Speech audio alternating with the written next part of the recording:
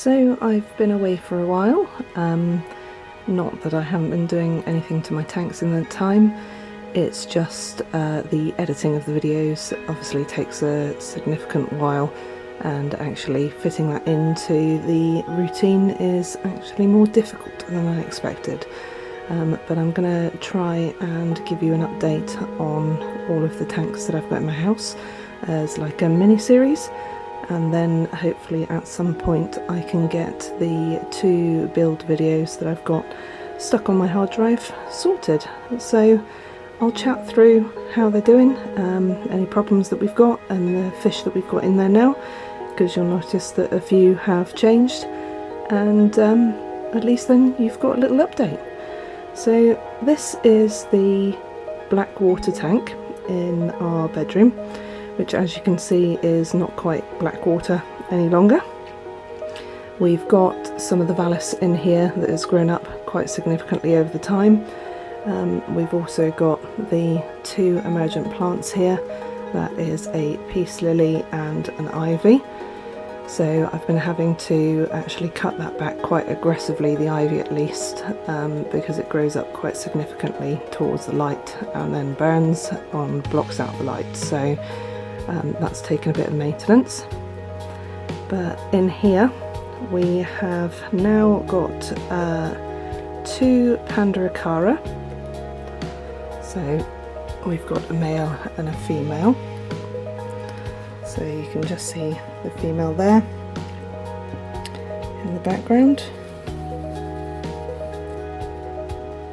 She's got some lovely coloration on her.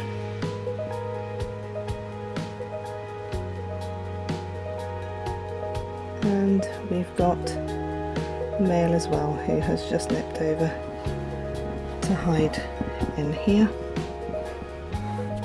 Excuse me for the wobbliness while I try and get a focus on him. So he should come out a bit, but they've been doing really well together. We did have a moment where he was chasing her, which is more unusual than the other way around. It's normally when the female is laying eggs, she'll chase the male away from her territory. But doing a bit of research, I think effectively when she's not in breeding, the male tends to get a bit aggressive around the females. So we had a little bit of a period where he was actively spotting her across the tank and chasing her. We do have some ottos still in this tank. They tend to be a little bit more nocturnal, which kind of keeps them out of the way. Occasionally you'll see the cichlids get a bit chasey, especially if they come across one unexpectedly. But in general the ottos keep out of the way, which is quite nice. But we did have some rasbora in here, and they did well for a while, but unfortunately we had a fit of aggression from the cichlids at one point, and they did take them all out. Apologies for the reflections here, this is quite a bright room, so I'm just trying to get a good shot of him there while he's in the darker areas of the tank. There he is. So you can see he's got some lovely coloration on his fins.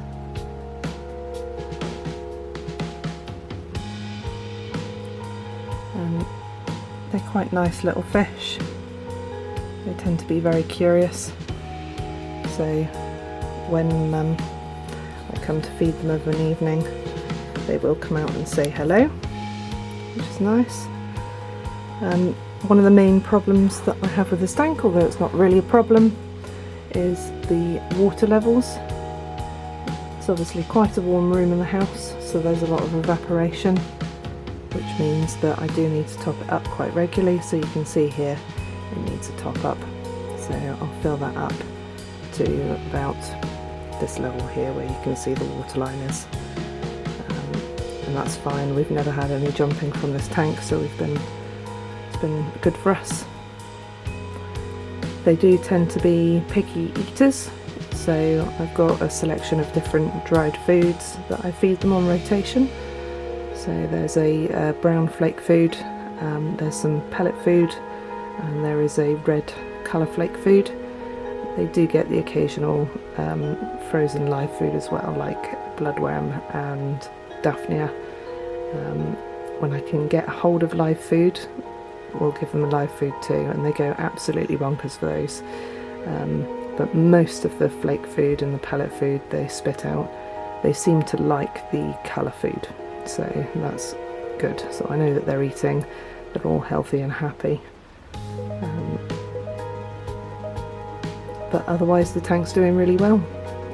I think one of the things that I'll do is cut back on the vallus, and I'll put some more of the leaf litter in the bottom, and I'll top it up. You can use red tea to top it up. It's the tannins in the red tea will act in the same manner as any biological material you put in.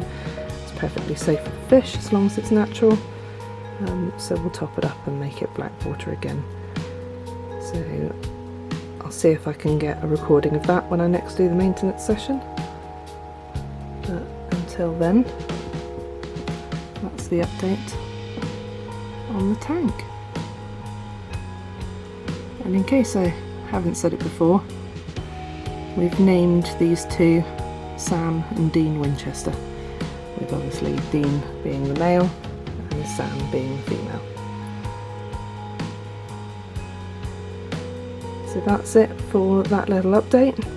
I'll post updates on a few more of the tanks in a series of videos. I hope you enjoyed this. Please do like and subscribe, and I will see you again soon. Bye!